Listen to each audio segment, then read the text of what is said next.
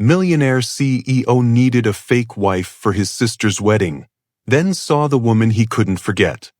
Sir, I've compiled a list of potential candidates, but I have to ask, are you absolutely certain about this? The voice belongs to Marcus, a loyal assistant who's witnessed his boss make billion-dollar decisions without flinching. But today, something is different. Today, Alexander Kane, the man who built a tech empire from nothing, stands with his back to the room, shoulders tense beneath his perfectly tailored suit. I don't have a choice, Marcus. Alexander's voice is low, controlled, but there's an edge of desperation that makes Marcus shift uncomfortably.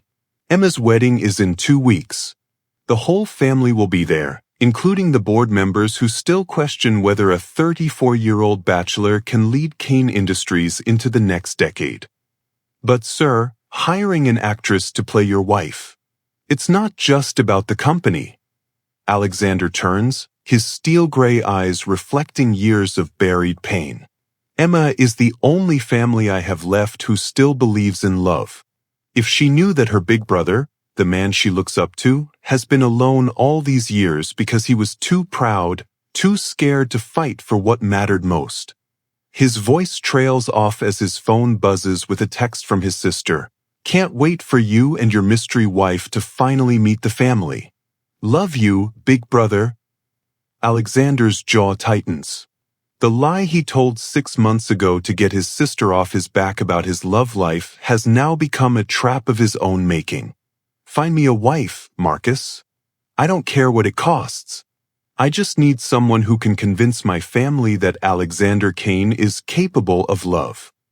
What Alexander doesn't know is that in exactly 47 minutes, he'll be staring into the eyes of the one woman who already knew that truth, the woman he lost 8 years ago because he was too afraid to believe he deserved her love. The woman who has spent every day since then raising the daughter he never knew existed. Who is this daughter? Who is this woman? How is she connected to Mr. Kane? Welcome, my lovely family. I trust everyone is doing just fine. If you want answers to these questions, simply hit that subscribe button now and like this story. You don't want to miss this story and the next one. The rain hadn't stopped for 3 days, turning New York into a city of reflections, buildings doubled in puddles, lives mirrored in storefront windows, and for Alexander Kane, memories surfacing like ghosts in the gray afternoon light. He stood in his corner office on the 42nd floor of Kane Tower, watching the city below move like ants through the storm. From this height, people looked insignificant, their problems manageable, their hearts unbreakable. It was a perspective that had served him well in business, but today, it felt like a prison of his own making. The intercom buzzed. Mr. Kane? Sofia Chen is here for the interview. Alexander's blood turned to ice. For a moment, he couldn't breathe, couldn't move, couldn't do anything but stare at the speaker as if it had just announced the arrival of his past incarnate. Sofia Chen. The name hit him like a freight train carrying 8 years of regret. Sir? Marcus's voice came through again, uncertain. Send her in, Alexander managed, his voice steadier than his hands. 8 years. 8 years since he'd last seen her face, heard her laugh, felt the warmth of her hand in his. 8 years since he'd made the biggest mistake of his life and let his father's voice in his head convince him that love was a luxury he couldn't afford. That a poor girl from Chinatown could never fit into the world he was building. The door opened and time stopped. She walked in exactly as he remembered, graceful, confident, but with that subtle hesitation in her eyes that had always made him want to protect her from the world. Her long black hair was pulled back in a professional bun, and she wore a simple but elegant navy dress that couldn't hide the fact that she was even more beautiful than his memories had dared to preserve. But there were changes too. Lines around her eyes that spoke of sleepless nights and responsibilities he'd never known about. A strength in her posture that hadn't been there before, as if she'd been carrying weights invisible to everyone else. Hello, Alexander. Her voice was exactly the same, warm honey with just a hint of the accent she'd tried so hard to lose back when she thought his world would accept her if she could just change enough of herself. Sofia. He couldn't manage more than her name. Couldn't trust his voice not to betray the earthquake happening inside his chest. She sat down across from his desk with practiced poise, crossing her legs and placing her hands in her lap. The gesture was so familiar it hurt. She used to sit exactly like that in the tiny cafe where they'd spend hours talking about dreams and futures they thought they'd share. "I assume you're as surprised as I am," she said, a small smile playing at the corners of her mouth. "When the agency said they had a client looking for a temporary arrangement, I never imagined." "You're working for an escort agency?" The words tumbled out before he could stop them, and he immediately regretted the judgment in his tone. Sofia's smile turned sharp. "Not that kind of agency, Alexander. Though I suppose I shouldn't be surprised that's where your mind went." She opened her purse and pulled out a business card. "Premier Companion Services. We provide professional companions for business events, family functions, and yes, occasionally, fake relationships for people with more money than sense." He took the card, their fingers brushing for just a moment. The contact sent electricity up his arm, a reminder that some things never fade, no matter how much time passes or how many walls you build. "How long have you been doing this?" he asked, genuinely curious. The Sofia he knew had been studying to be a teacher, had wanted to work with children, had dreams of making a difference in young lives. 2 years. She leaned back slightly, studying his face. "After Maya started school, I needed flexible work that paid well. Turns out there are a lot of lonely, successful people in this city who need someone to play a part for a few hours." Maya, the name hit him like a physical blow, though he didn't understand why. Who was Maya? "I should explain why I need," he began, but she held up a hand. "I know why you need me, Alexander. Your assistant was very thorough. Sister's wedding, family expectations, board of directors breathing down your neck about your personal life." She tilted her head, and for a moment he saw a flash of the girl who used to tease him about taking life too seriously. "What I don't understand is why you haven't found someone real in all these years." The question hung between them like a bridge he was afraid to cross. Because the real answer was sitting right in front of him. Because every woman he'd met for the past 8 years had been measured against a memory. Because he'd been too proud to admit that letting her go was the worst decision he'd ever made. Instead, he said, "I've been busy building a company." "Of course you have." There was no judgment in her voice, just a quiet sadness that made his chest ache. "And now you need a wife for a weekend. Just like ordering a car or booking a hotel room." "It's not like that. Isn't it?"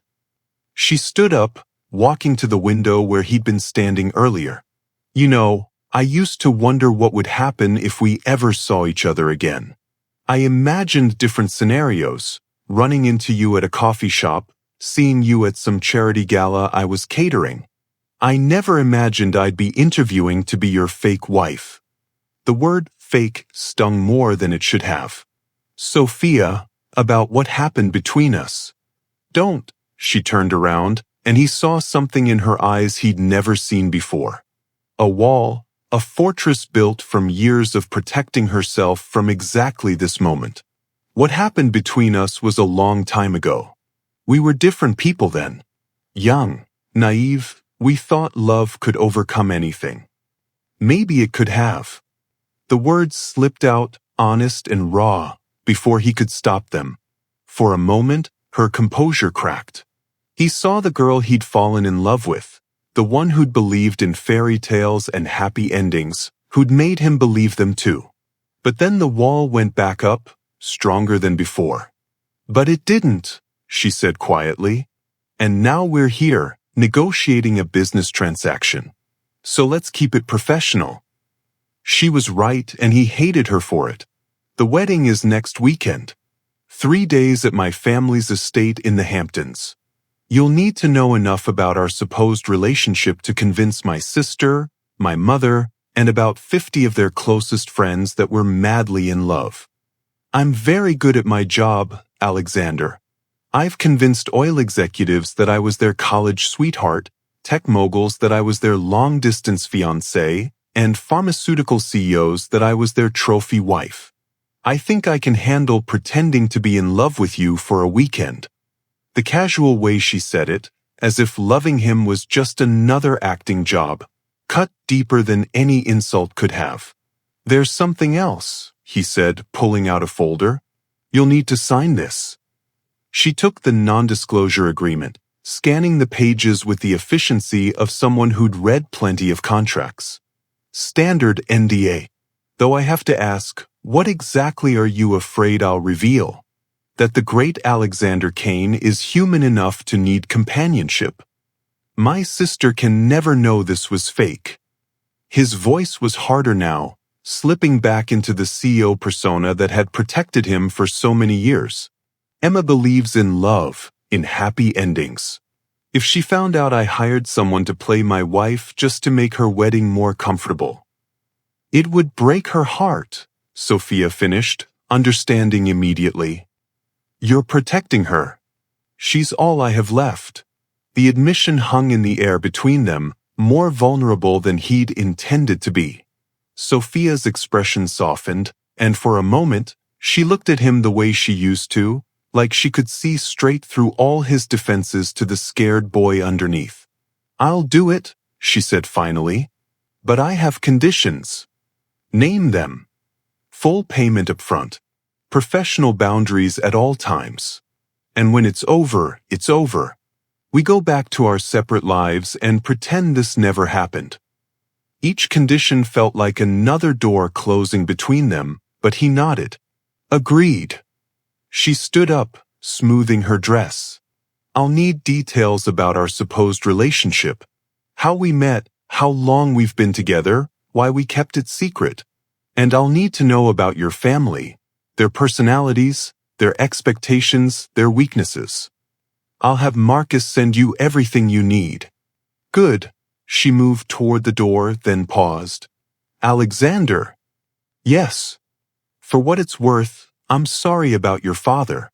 I know how complicated your relationship was, but I also know you loved him. The kindness in her voice nearly undid him. She'd always been able to see past his anger to the hurt underneath, had always known exactly what to say to reach the parts of him he kept hidden from the world. Thank you, he managed. She nodded and turned to leave, but something made him call out to her one more time. Sofia? The girl you mentioned, Maya, is she your daughter? She froze in the doorway, her hand on the handle. For a long moment, she didn't turn around, and when she finally spoke, her voice was barely above a whisper. Yes. How old is she? Another pause. Longer this time. When she finally answered, her voice was steady again, professional, protected. 7. 7 years old. The math hit him like a punch to the gut, stealing his breath and making the room spin. 7 years old. Widow was already gone, the door closing behind her with a soft click that sounded like the end of everything he thought he knew about his life. Alexander sank into his chair, his hands shaking as he reached for his phone. 7 years old. Born roughly 8 months after they'd broken up. 8 months after the night they'd said goodbye forever, the night they'd made love one last time because neither of them had been strong enough to just walk away. If you're finding yourself as invested in Alexander and Sofia's story as we are, you'll want to make sure you don't miss what happens next. Hit that subscribe button now. Trust us, this story is just getting started, and you won't want to wait to see how this impossible situation unfolds. Outside his window, the rain continued to fall, washing the city clean.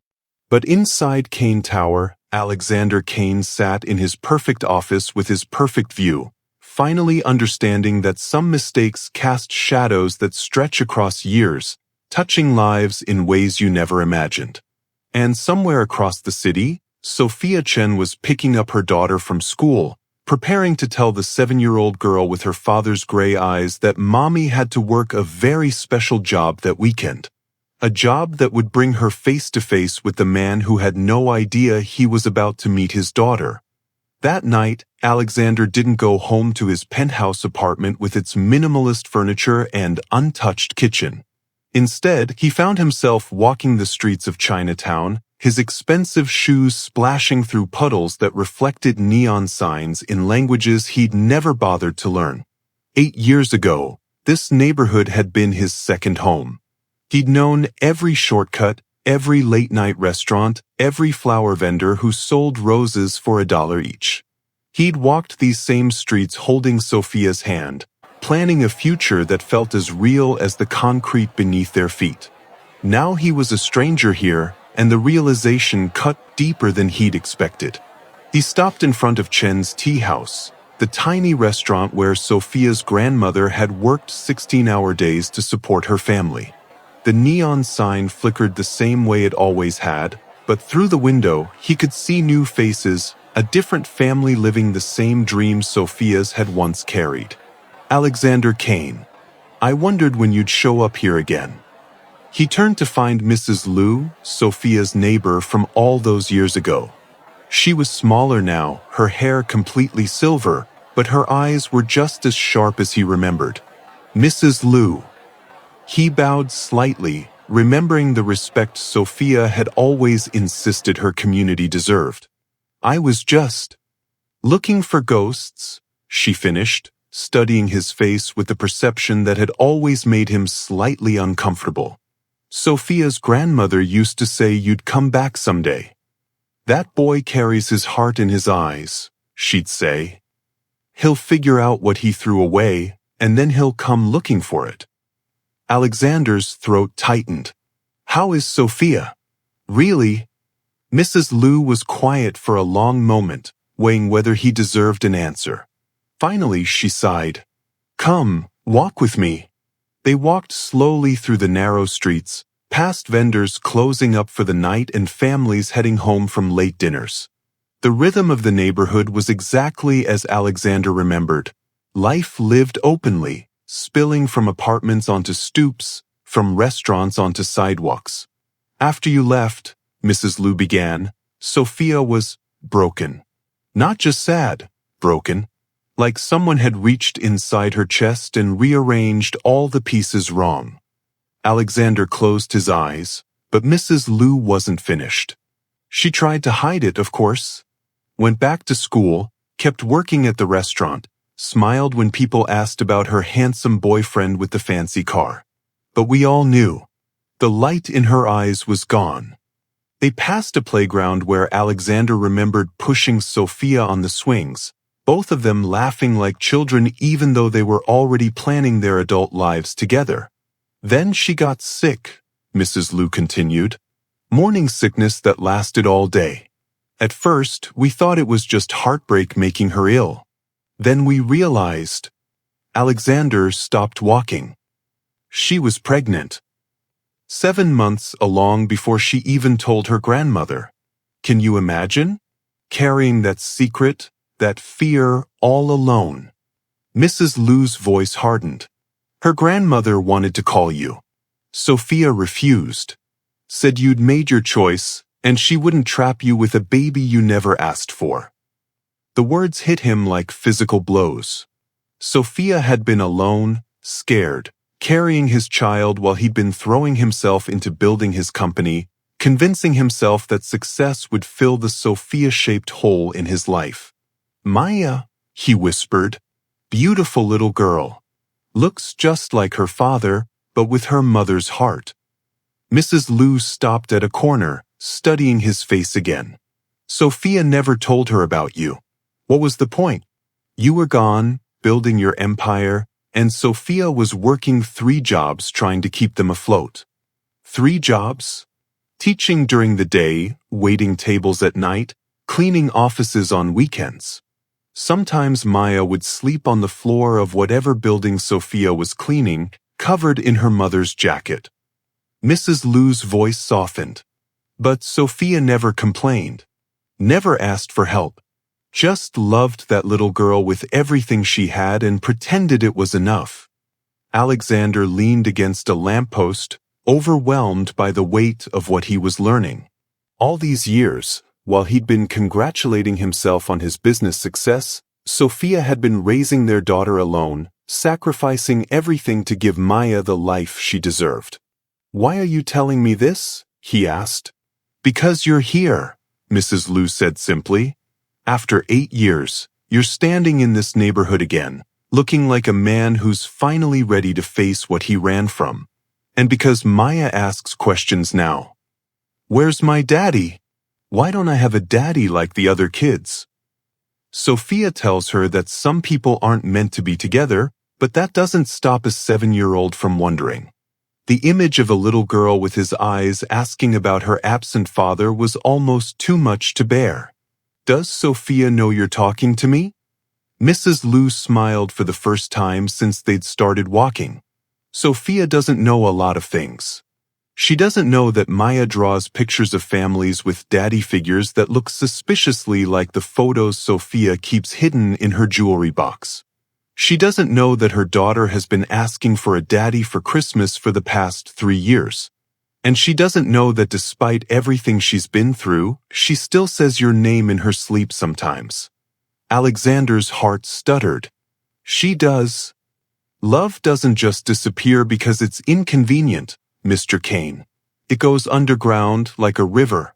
Still flowing, still powerful, just hidden from view. Mrs. Liu touched his arm gently. "The question is, what are you going to do about it?" Before he could answer, she was walking away, leaving him alone on the corner with the weight of 8 years of mistakes pressing down on his shoulders. The next morning, Sofia sat in her small but tidy apartment in Queens, helping Maya get ready for school. The 7-year-old was a whirlwind of energy and questions, just like her mother had been at that age. "Mommy, why do you look sad?" Maya asked, pausing in her attempts to braid her own hair. Sofia forced a smile. "I'm not sad, baby. Just tired." "Is it because of your work meeting yesterday? The one where you had to dress up fancy?" Sometimes Maya's perceptiveness was startling. She was too young to understand the complexities of adult relationships, but old enough to sense when her mother's emotional weather changed. Something like that. Sofia finished Maya's braid and kissed the top of her head. "Listen, sweetie, Mommy has to work this weekend. You're going to stay with Grandma Chen, okay?" Maya's face fell. "The whole weekend? But we were supposed to go to the zoo." "I know, and I'm sorry. We'll go next weekend, I promise. This job is it's important." "More important than me?" The question hit Sofia like a slap. She knelt down to Maya's level, cupping her daughter's face in her hands. "Nothing is more important than you. Nothing. But sometimes Mommy has to do things she doesn't want to do so we can have the things we need." Maya studied her mother's face with the intensity only children can manage. "Is it because we need money for my school?" Sofia's heart broke a little more. Maya was too young to worry about money, but growing up in a single-parent household had made her more aware of financial realities than most kids her age. "You don't need to worry about that, baby. That's Mommy's job." "I wish I had a daddy to help," Maya said quietly. "Like Jessie at school. Her daddy helps with money and homework and fixing things when they break." Sofia closed her eyes, fighting back tears. This conversation happened at least once a month, and it never got easier. How do you explain to a 7-year-old that her father didn't even know she existed? How do you tell a child that sometimes love isn't enough to keep people together? "Some families have mommies and daddies," Sofia said carefully. "Some have just mommies or just daddies. Some have grandparents or aunts and uncles. What matters is that the people in your family love you very, very much. Do you think my daddy would love me if he met me?" The question stopped Sofia's heart, because she knew the answer, had always known it. Alexander Kane, for all his faults and fears, would have loved Maya with the same fierce intensity he brought to everything that mattered to him. But knowing that made his absence hurt even more. "Yes," she whispered. "I think any daddy would be lucky to have you." Maya seemed satisfied with that answer and bounced toward the door, ready for school. But as Sofia watched her daughter skip down the hallway, she couldn't shake the feeling that their carefully constructed life was about to change forever. That afternoon, Sofia found herself standing outside Kane Tower, staring up at the gleaming monument to Alexander's success. She'd avoided this part of the city for years, not wanting to be reminded of dreams that had crumbled to dust. But now she had no choice. The lobby was all marble and chrome, designed to intimidate. Sofia straightened her shoulders and walked to the elevator bank, her heels clicking against the polished floor. She belonged here now, at least temporarily. She was Alexander Kane's fake wife, and fake wives didn't cower in marble lobbies. Marcus met her on the 42nd floor, his expression carefully neutral. "Miss Chen, Mr. Kane is waiting for you in the conference room." He led her down a hallway lined with photographs of Alexander at various business events, shaking hands with politicians, accepting awards, cutting ribbons at store openings. In every photo, he looked successful, confident, untouchable. But Sofia noticed what others probably missed. He was always alone. No woman by his side, no hand on his shoulder, no one sharing in his triumphs. The conference room overlooked the city, its floor-to-ceiling windows offering a view that probably cost more than most people's annual salaries.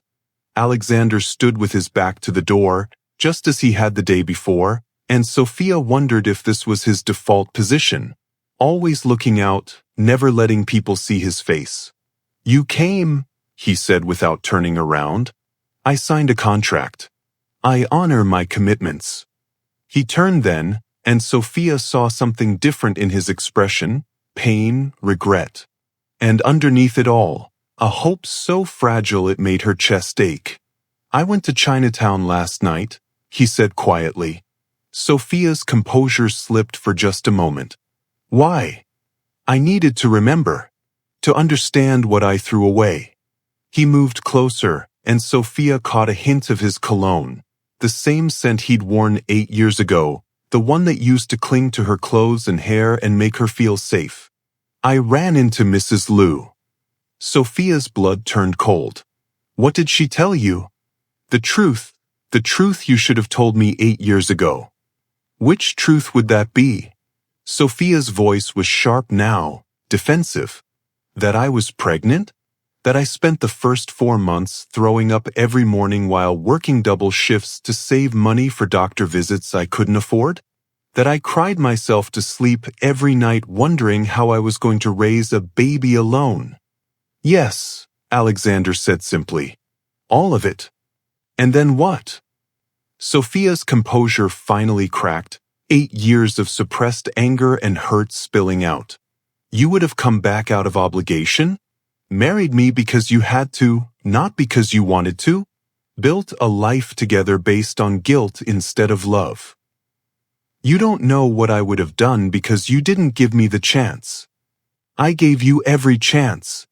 Sofia's voice rose, all professional pretense abandoned. "I called you 17 times after we broke up. 17. I sat outside your apartment building for 3 hours one night, trying to work up the courage to tell you. I even came to your office once, made it all the way to the elevator before I realized I couldn't do it." Alexander stared at her, stunned. "I never knew." "Of course you didn't know. You'd already moved on. New apartment, new phone number, new life. You made it very clear that Sofia Chen was a chapter you'd finished reading." The silence stretched between them, heavy with years of misunderstanding and missed opportunities. "Her name is Maya," Sofia said finally, her voice quieter now. "She's 7 years old. She likes books and art and asking questions I don't know how to answer. She's brilliant and funny and kind, and she's the best thing that ever happened to me. I want to meet her." The words hung in the air like a challenge. No. Sofia's response was immediate, fierce. Absolutely not. She's my daughter. She's my daughter, Sofia corrected. You're a stranger who happens to share her DNA. Maya doesn't need her world turned upside down because you've suddenly developed a conscience. Don't you think she deserves to know her father? Don't you dare turn this around on me. Sofia's eyes blazed with protective fury. I have spent 7 years being everything Maya needed. Mother, father, provider, protector. I have sacrificed everything to give her a stable, loving home. And now you want to waltz in and disrupt all of that because you're feeling guilty. Alexander ran his hands through his hair, the perfect businessman facade cracking under the weight of emotions he'd spent years suppressing. I don't want to disrupt anything. I just need to see her. To know what she's like. Why? So you can add father to your list of accomplishments. So you can pat yourself on the back for doing the right thing. Because I've been empty for 8 years, Alexander said, his voice breaking slightly. Because every success, every achievement, every moment of triumph has felt hollow without you. And now I find out that there's a little girl who shares my blood, who might have my eyes or my stubborn streak or my terrible taste in music, and I can't just pretend she doesn't exist. Sofia studied his face, seeing past the successful CEO to the broken man underneath. But 7 years of single motherhood had taught her to be cautious, to protect her daughter above all else. This weekend, she said finally, we play your game. We convince your family that we're happy and in love. And then we're done. No more contact, no disruption to Maya's life. Can you live with that? Alexander wanted to say no. Wanted to demand his rights as a father, wanted to fight for a place in both their lives. But he could see the fear in Sofia's eyes, the protective instincts of a mother who had been hurt too many times. If that's what you need, he said quietly, this might be a good time to pause and ask yourself, what would you do in Alexander's position? Could you walk away from your child, even if it meant protecting them from potential heartbreak? Let us know in the comments below. We love hearing your thoughts on these impossible situations. Sofia nodded, but something in her expression had shifted. For just a moment, she looked like the young woman who had once believed in fairy tales and happy endings. I should go, she said. Maya will be getting home from school soon. Sofia?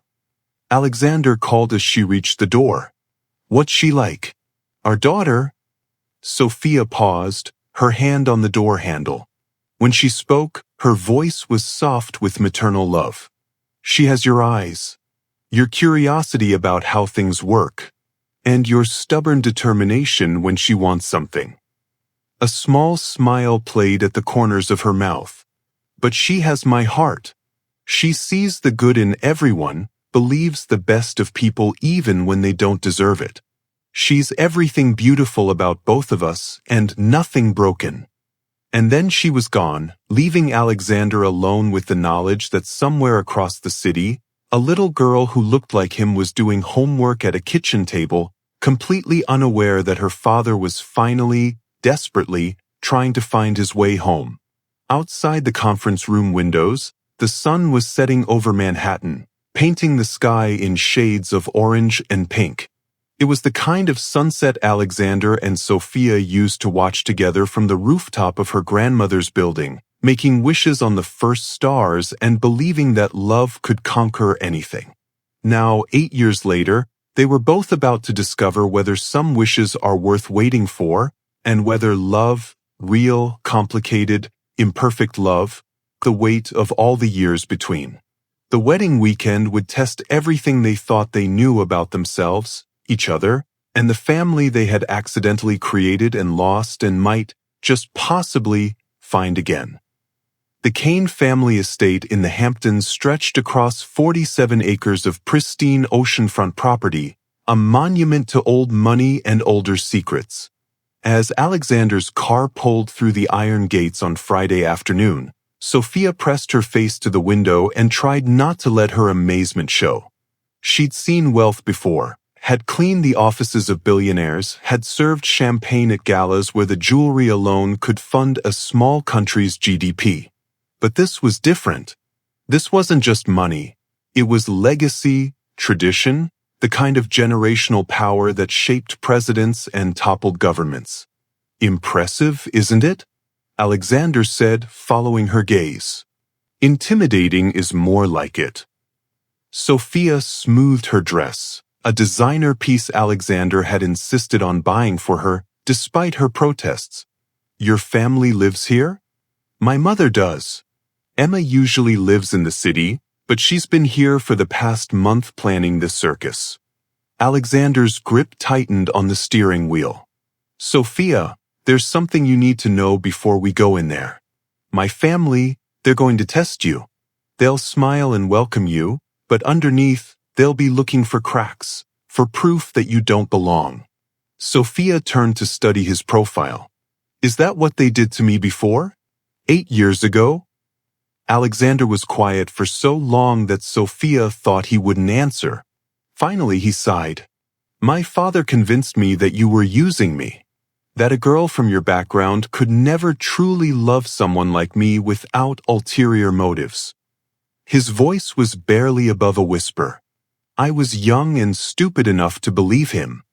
And now I know the only person who was using anyone was him. He used my insecurities and fears to manipulate me into the life he wanted for me. Alexander parked in front of the massive colonial mansion, its white columns gleaming in the afternoon sun. I won't let them do that to you again. Before Sofia could respond, the front door burst open and a woman with Alexander's dark hair and bright smile came running down the steps.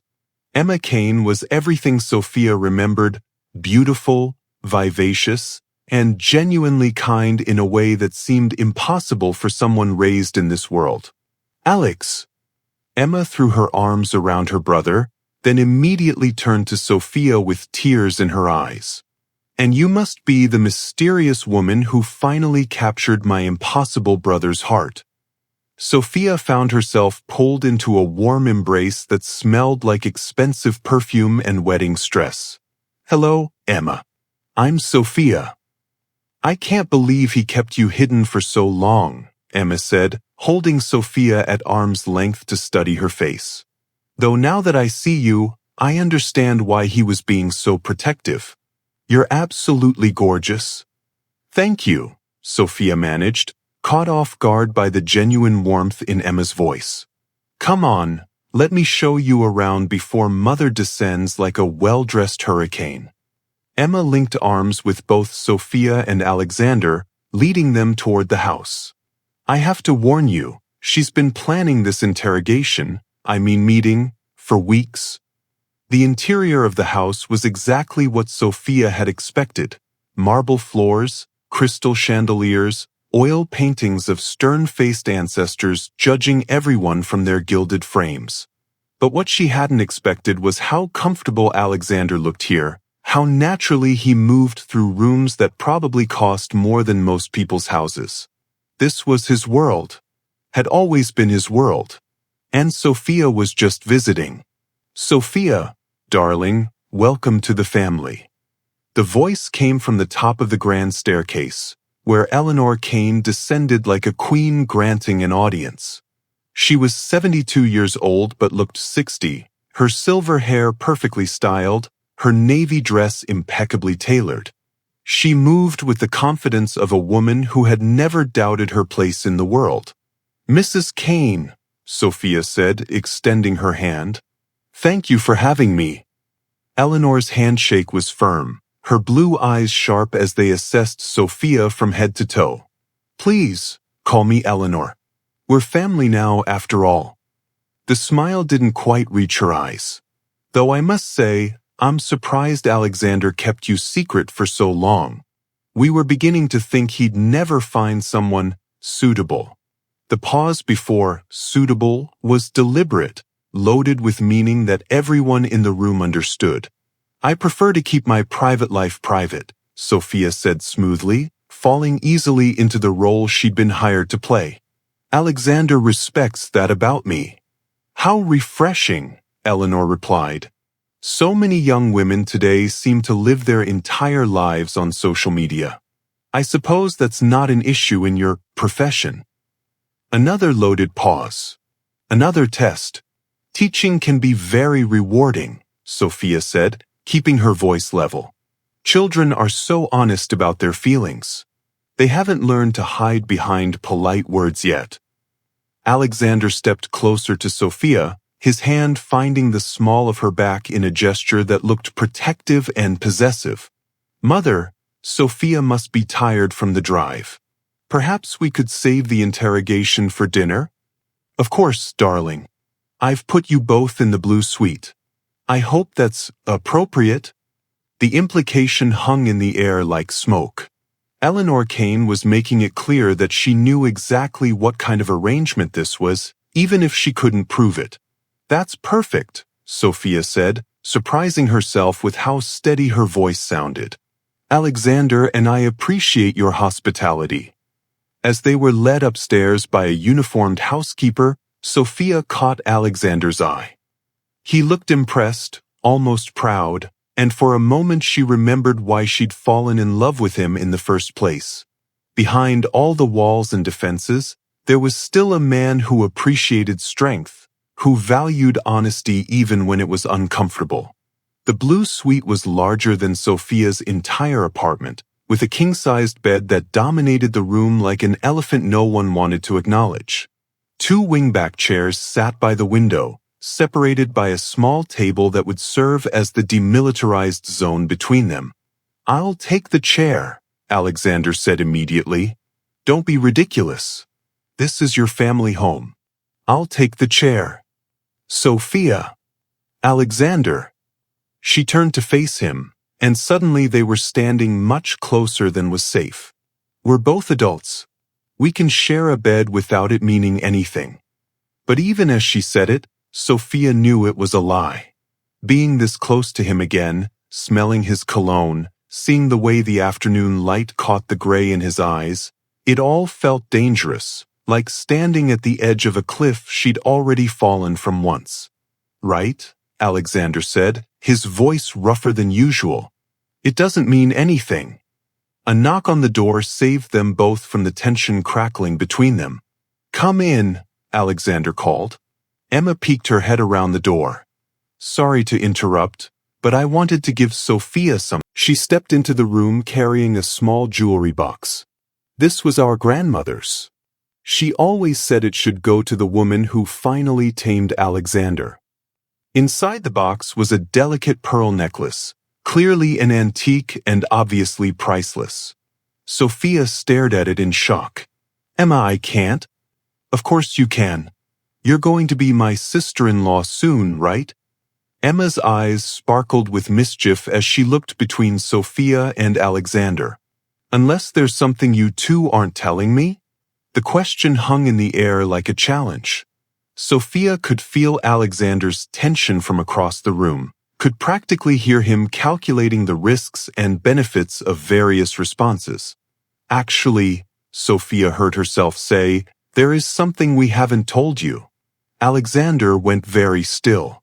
We're already married, Sofia continued, the lie flowing smoother than she'd expected. We eloped 6 months ago. We were planning to tell everyone this weekend, but we wanted to wait until after your wedding. We didn't want to steal your thunder. Emma's jaw dropped. You're married? Already married? Sofia nodded, not trusting her voice.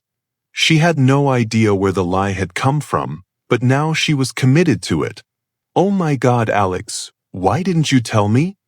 Emma threw herself at her brother, who caught her automatically while staring at Sofia over Emma's shoulder.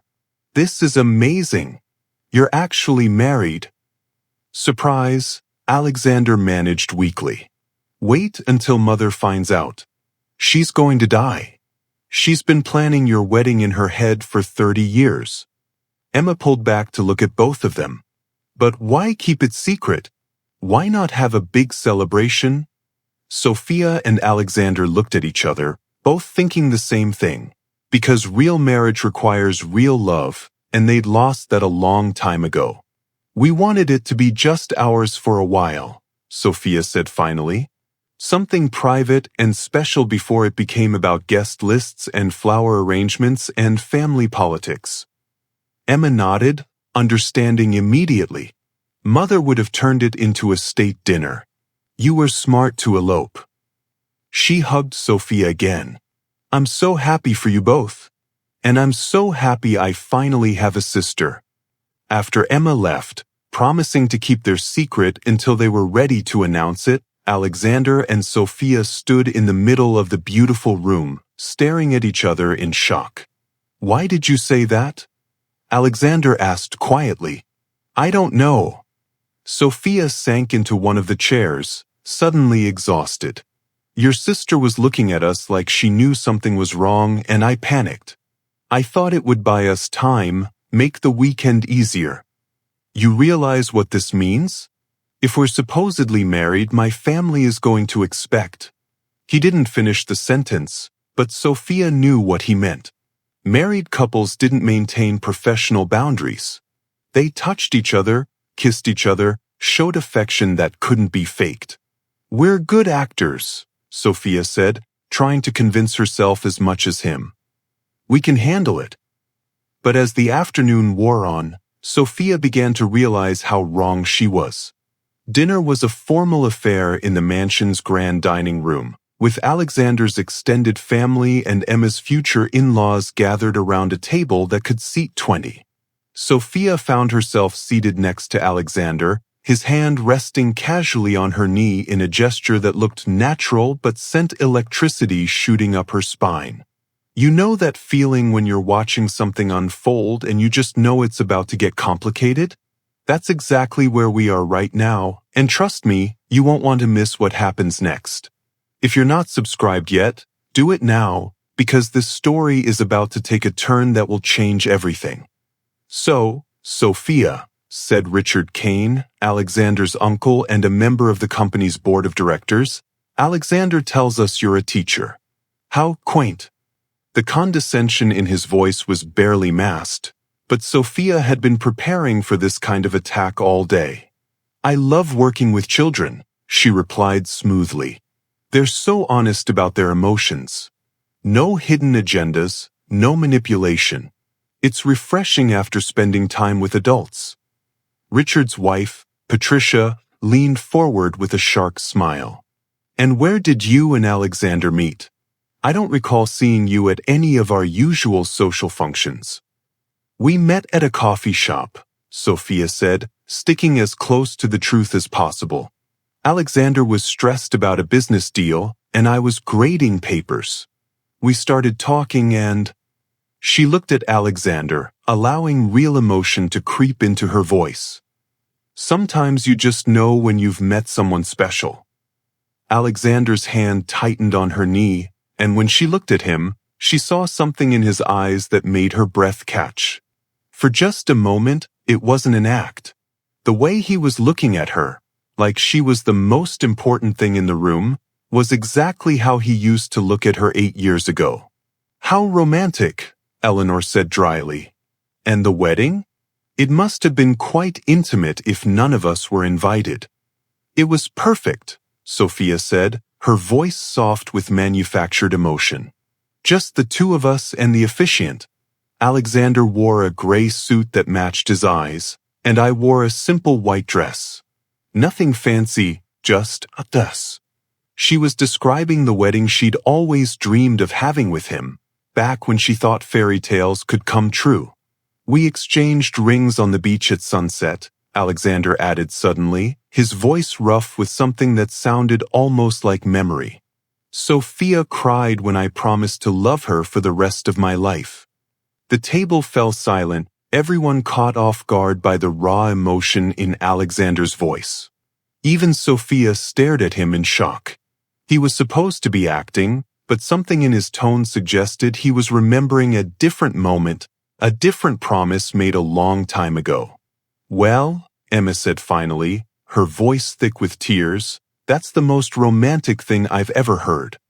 The rest of dinner passed in a blur of polite conversation and carefully maintained pretenses. But Sofia couldn't stop thinking about the way Alexander had described their fictional wedding, how his voice had sounded when he talked about promising to love her forever. Later, as they got ready for bed, the weight of the lies they'd told settled between them like a wall.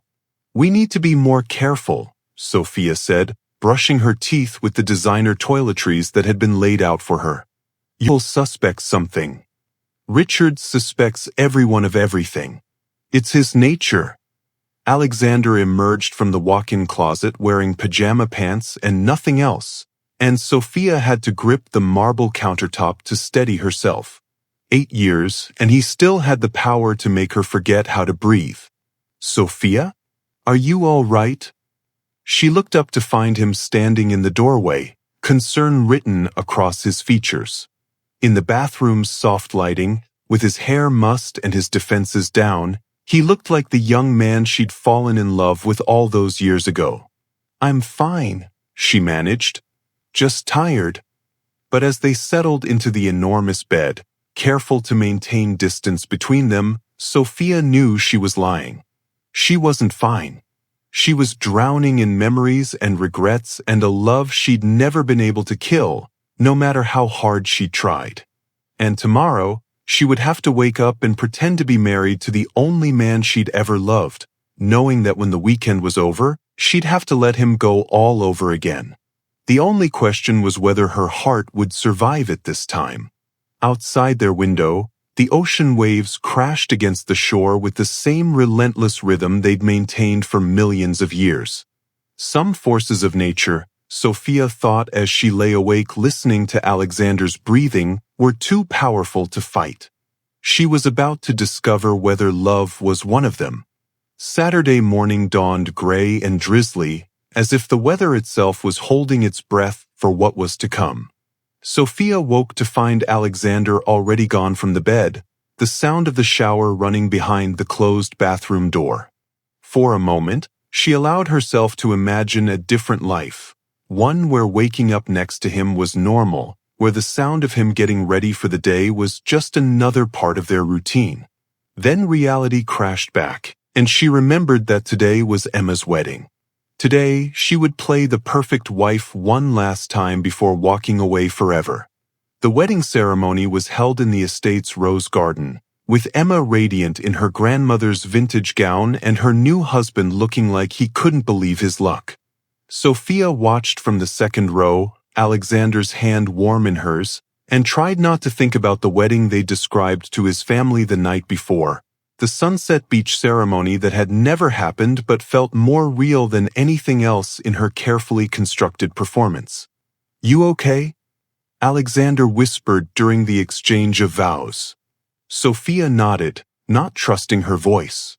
Because watching Emma promise to love her husband through all of life's challenges, watching them look at each other like they were the only two people in the world, hurt more than she'd expected. Once, she and Alexander had looked at each other exactly like that. The reception was in full swing when everything fell apart. Sofia was standing by the champagne fountain, taking a moment to breathe, when her phone buzzed with a text message. She glanced at it casually, then froze. "Mommy, I'm scared. Grandma Chen fell down and won't wake up. The ambulance is here. Where are you?"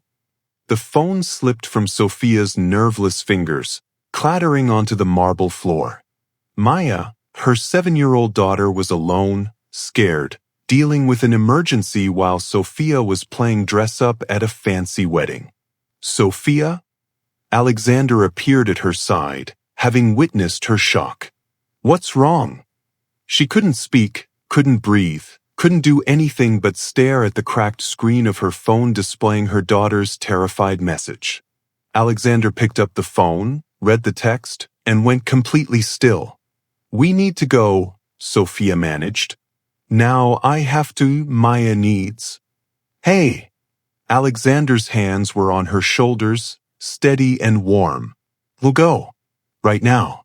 My car is faster than a taxi." "But the wedding, your sister?" will understand. Alexander was already pulling out his own phone, texting someone. Marcus is sending my helicopter to the nearest hospital. We'll be there in 20 minutes. Sofia stared at him through her panic. Why are you helping me? Alexander's gray eyes were fierce, determined. Because that scared little girl is my daughter too. The helicopter ride to Queen's General Hospital passed in a blur of noise and terror. Sofia clutched Alexander's hand without thinking, both of them silent as they watched the city pass beneath them. When they landed on the hospital's roof, Sofia bolted from the aircraft before the rotors had stopped spinning. They found Maya in the pediatric waiting area, curled up in a chair that was too big for her small frame. She looked up when Sofia called her name, and Sofia's heart shattered at the fear in her daughter's eyes. Mommy! Maya ran into Sofia's arms, sobbing. Grandma Chen won't wake up and the doctors won't tell me anything, and I was so scared you weren't coming. Shoo, baby, I'm here. Sofia held her daughter tight, breathing in the familiar scent of her strawberry shampoo. I'm here, and everything's going to be okay. Over Maya's head, Sofia saw Alexander standing frozen in the doorway. He was staring at Maya with an expression of wonder and pain so raw it was almost impossible to look at. Because there was no denying the truth now. Maya had his eyes, his stubborn chin, his dark hair that refused to lie flat. Maya pulled back from Sofia's embrace and noticed Alexander for the first time. Who's that, Mommy? Sofia's mouth went dry. How do you introduce a man to his daughter? How do you explain 7 years of absence in words a child can understand? Maya, Sofia said carefully, this is Alexander. He's a friend of Mommy's. Alexander stepped forward slowly, as if approaching a wild animal that might spook. Hello, Maya. Maya studied him with the intensity only children can manage. You have my eyes, she said finally. The simple observation hit Alexander like a physical blow. He knelt down to Maya's level, his voice gentle. I do, don't I? Are you the daddy I've been asking Santa for? Are you the daddy I've been asking Santa for? The question hung in the air like a prayer, hope and longing wrapped in a 7-year-old's innocent words. Sofia saw Alexander's composure crack, saw tears gather in his eyes as he looked at the daughter he'd never known existed. Alexander looked at Sofia helplessly. Before Sofia could intervene, a doctor approached. Miss Chen? Mrs. Chen is stable. She had a mild stroke, but we caught it early. She's asking for you and Maya. The next few hours passed in a strange, surreal bubble. Grandma Chen was indeed stable but would need weeks of rehabilitation. Maya, exhausted by the day's events, fell asleep in the hospital chair with her head on Sofia's lap. And Alexander sat across from them, unable to take his eyes off his daughter. She's perfect, he whispered finally. Yes, she is. Sofia's voice was fierce with maternal pride. And she's been perfect for 7 years without you. Alexander flinched but didn't look away. I know I have no right to be here, no right to call myself her father. But Sofia, looking at her, knowing she's mine, his voice broke. How do I walk away from that? The same way you walked away from me. The words were cruel, designed to hurt, and they hit their mark. Alexander's face went white. That was different. Was it? Because from where I'm sitting, it looks like you have a pattern of abandoning people when things get complicated.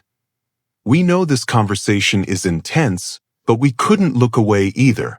Sometimes love means having the hardest conversations, fighting for what matters most.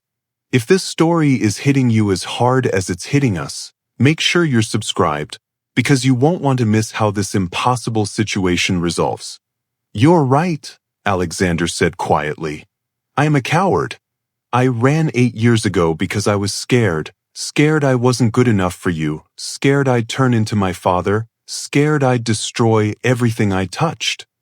He looked at Maya's sleeping face, memorizing every detail. But I won't run from her. I can't. Sofia was quiet for a long moment, studying the man across from her.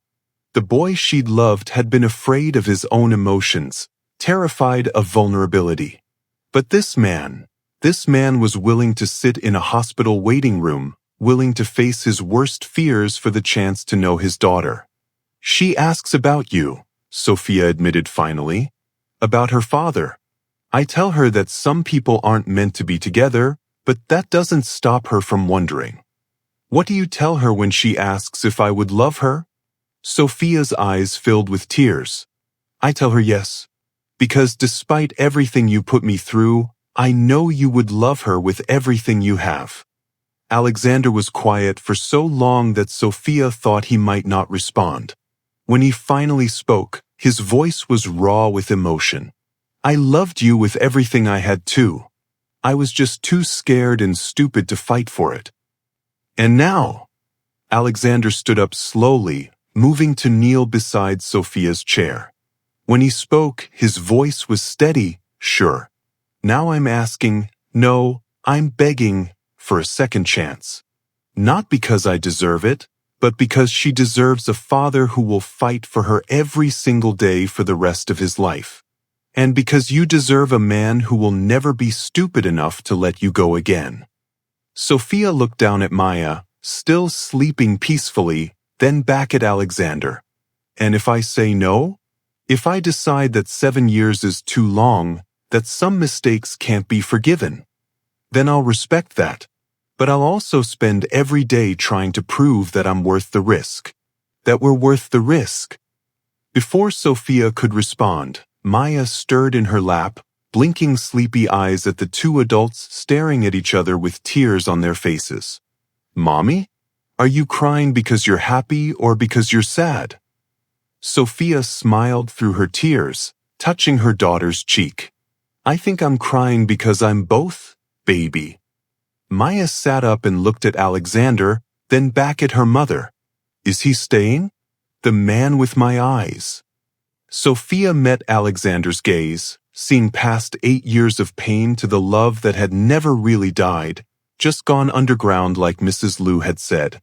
Still flowing, still powerful, just hidden from view. Would you like him to stay? Maya nodded solemnly. I think Grandma Chen would like him. She always says families come in different shapes, and maybe we're just getting a new shape. Alexander laughed, the sound wet with tears and joy and overwhelming gratitude. I think I'd like that very much.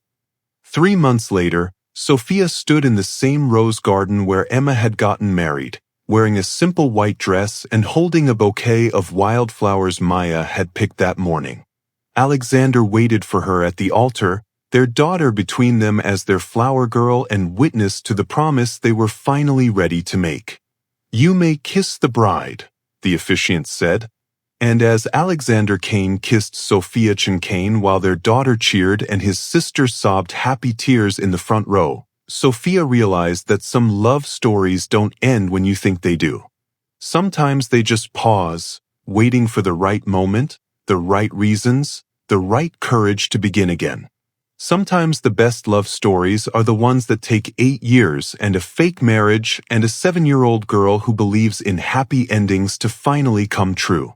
Maya threw flower petals into the air as her parents kissed, and if you asked her later, she would tell you it was the most perfect day ever, the day her family finally became complete. And that, friends, is how a millionaire CEO who needed a fake wife for his sister's wedding ended up finding the real thing, along with the daughter he never knew he was looking for. Love stories like this remind us that sometimes the best things in life are worth waiting for, worth fighting for, worth believing in even when everything seems impossible. If this story touched your heart the way it touched ours, we'd love to hear from you in the comments. Where are you watching from? Have you ever had to make a choice between safety and love? Share your thoughts below. Your stories inspire the stories we tell. And remember to subscribe if you haven't already, because love stories this good deserve to be shared. Until tomorrow, Keep believing in second chances and happy endings. They're more possible than you think.